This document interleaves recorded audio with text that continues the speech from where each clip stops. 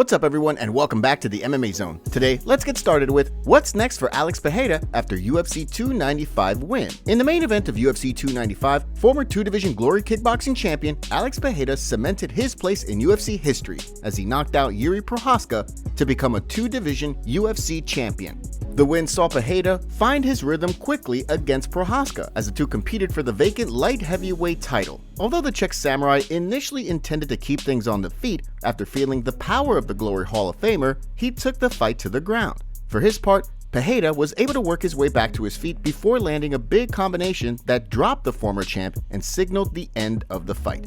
While many, including longtime commentator Joe Rogan and Hall of Famer Daniel Cormier, were quick to question whether or not the stoppage was premature, Pereira has now entered the UFC history books as a two-division champion. After the fight, Pereira notably called out his longtime rival Israel Adesanya on the mic, who defeated Poatan in their most recent encounter at UFC 287. The call-out didn't seem to interest Adesanya, who took to social media with a picture of Pereira knocked out while wearing an Elsa wig on, along with the caption, "Let it go." Despite the call-out, UFC CEO Dana White indicated during the post-fight press conference that Pereira's next fight will be against former champion Jamahal Hill when Sweet Dreams is ready to return to the octagon in 2024. Next up, let's take a look at what's next for Tom Aspinall after UFC 295 win. In the co-main event of UFC 295, Tom Aspinall followed in the footsteps of Hall of Famer Michael Bisping and secured UFC gold on short notice. Just over a minute into his highly anticipated fight with Sergey Pavlovich, Aspinall managed to land a crisp combination on the power puncher that sent him to the canvas. Without missing a beat, Aspinall pounced on his opponent, landing a series of strikes on the ground that signaled the end of the fight and earned him the interim heavyweight title. Although ordinarily the interim champ would fight the undisputed champ to unify the title, the UFC has indicated that they plan to have Jon Jones fight Stipe Miocic when he returns to the octagon for a legacy fight. As a result, many fans believe that Aspinall could wind up getting promoted to undisputed champion after Jones and Miocic compete against one another should both men retire. The hope among fans, of course, is that the winner of the Jones vs. Miocic fight competes against Aspinall in a title unification bout to find out whether or not the new era is officially upon the heavyweight division. Next up, let's take a look at Strickland goes off on Valentina Shevchenko. Recently, UFC middleweight champion Sean Strickland caught the attention of Valentina Shevchenko when he took aim at Paige VanZant's lucrative OnlyFans endeavor. In response, Shevchenko called Strickland an offended kid who earned less in his career than female fighters. Strickland then fired back in a reply, writing, "Valentina, you lost to a girl who pulls guard. You look like you learned striking from a YouTube video. LMAO, female MMA. It's like watching children fight. It's fun, but we all know it's trash. You only have a job because you know when to put heels on and take off your clothes." In response, Shevchenko doubled down, telling the outspoken American to get back in the gym and train harder, writing, "Looks like you was beaten up by a girl in the gym and now you're offended to all women in the world. Poor baby boy. Train harder to not lose to a girl." In response, Strickland seemed to extend an olive branch, writing, "Just had a 10-round death match. It was glorious, but all the demons are gone and the voices in my head are giving me peace now. Valentina, you're right. You have good head kicks. Next time you're in Vegas, let's go shooting. Have a great day." The Bullet then wrote back, bringing the back and forth to a close, writing, "I'm glad you recognized your mistake." While Strickland is gearing up for his upcoming title defense against Dricus du Plessis, Shevchenko has remained eager for the UFC to book a trilogy fight between her and Alexa Grasso for the new year.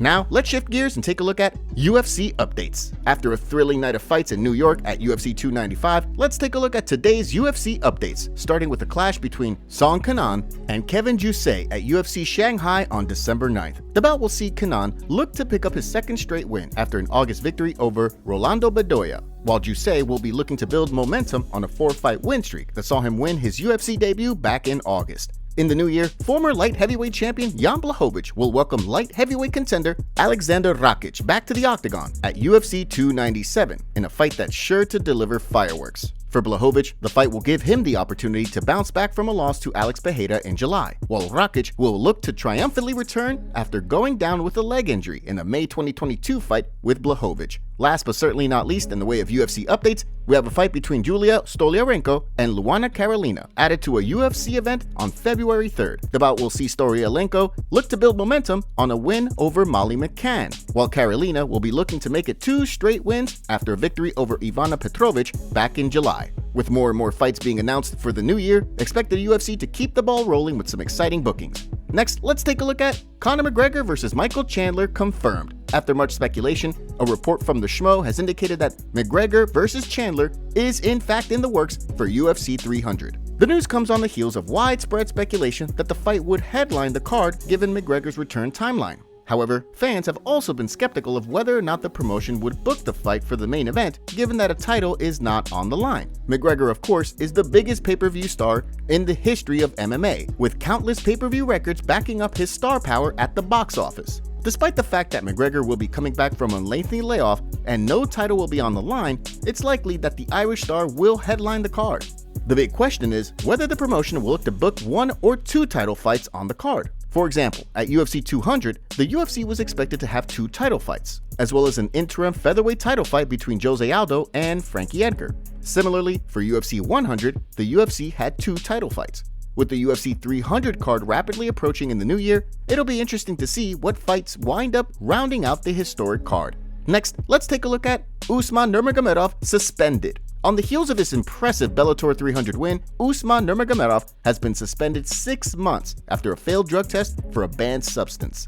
While it has not been disclosed exactly what substance Nurmagomedov tested positive for, he shed light on the situation on Instagram, writing that he failed the test thanks to a prescription medication. After it was discovered that he had indeed failed the test, the California State Athletic Commission reportedly conducted an investigation, where the Dagestani fighter provided proof that he had been prescribed a medication which caused the failure. As a result, Nurmagomedov was handed a retroactive 6-month suspension, much like Mayra Bueno Silva, who was given a 4-month suspension for an Adderall prescription. In a post on Instagram, Nurmagomedov clarified the situation, writing, "I would like to give a comment regarding the latest news on my suspension. The results of my test revealed a prohibitive substance that entered my body through medications prescribed to me by a doctor. A few months before my fight, I was undergoing treatment, but unfortunately, I did not notify the Athletic Commission in advance. I would like to note that the California State Athletic Commission conducted its own full investigation, where I provided all the necessary documents, doctor notes, and medical certificates, thanks to which the period of my disqualification was reduced to 6 months instead of longer suspensions accepted in such cases. As a result, it's believed that Brent Primus will now face the winner of Patricky Pitbull versus Alexander Shabli, with Nurmagomedov currently suspended.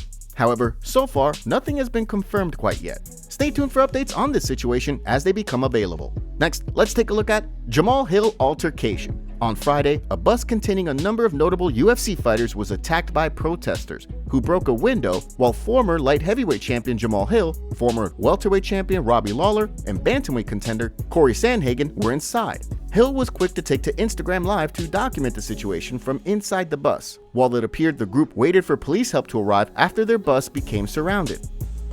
Our bus is being attacked right now by some protest or something that's going on. They breaking our windows and all this and that. You know, like, bro. Hey, if any of my people down here downtown, and you really got me, bro, come get these people up off our bus, bro. Although the group was able to make it out of the situation safely, things nearly took a turn for the worse as tensions continued to rise. According to Brian Butler, who was in the bus at the time of the attack, it was Robbie Lawler who urged everyone to remain calm. While speaking to MMA Junkie, Butler recalled the tense situation. Robbie had probably one of the most Robbie Lawler moments. Apparently, Ozzy was sitting with him and Robbie was sitting in the seat, and he was just saying, conserve your energy, conserve your energy. If these doors open, we're going to need every ounce of it. Fortunately, help arrived in time without the situation escalating further. However, as Hill wrote on social media, the group had to leave the bus at the intersection while fleeing for safety, marking a close call for the group. Dana White revealed bad news and went off on an MMA reporter during a recent interview when asked about John Jones versus Francis Ngannou. Is there an opportunity for you to cross-promote with the PFL for, say, a Jones-Ngannou fight, and is there anything specifically stopping that from happening? Is there any way to stop it from happening? Is there anything that's stopping that specific fight or a specific cross-promotion with the PFL from happening? No, I'm not interested in that. We tried to make that fight. They didn't want to do it. And it's done. He doesn't fight here anymore. I'm not interested. So no fights with the PFL just in general? Should I? Possibly. We got 1, 2, and 3. They can't sell a fucking gate. Oh, talk to me. Dana, it's a stupid question, but go ahead. Talk to me. Why would I do that? I tried to make the fight here. They didn't want to do it. but I should co-promote with like a